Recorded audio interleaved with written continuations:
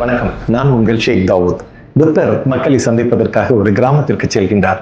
அந்த கிராமத்தில் உள்ள மக்கள் அவரை வரவேற்கிறார்கள். ஆனால் அவரிடம் ஒரு செய்தியை பகிர்ந்து கொள்கிறார்கள். ஏராளமான உபதேசங்களை கேட்டு சலித்து போய்விட்டது எங்களுக்கு.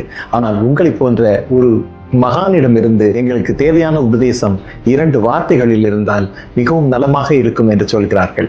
புத்தர் எதுவும் பேசவில்லை. அந்த இரவு கழிந்து விடுகிறது. காலையில் அவர்களிடமிருந்து விடைபெற்று செல்கின்ற பொழுது கூட்டமாக வெளியனுப்ப வந்த மக்களிடம் ஒன்றை மட்டும், ஒரு மந்திர சொல்லை மட்டும் சொல்லிவிட்டு செல்கிறார். அதுதான் இதுவும் கடந்து போகும் என்ற வார்த்தை. நத்திங் இஸ் பர்மனன்ட் என்று சொல்லக்கூடிய அந்த வார்த்தை சொன்ன பிறகு அங்கிருந்த செல்வந்தர் உணர்ந்து கொள்கிறார். நம்முடைய பணமும் தம்முடைய வாழ்க்கையும் நிரந்தரம் இல்லை என்பதை உணர்ந்து கொள்கிறார்.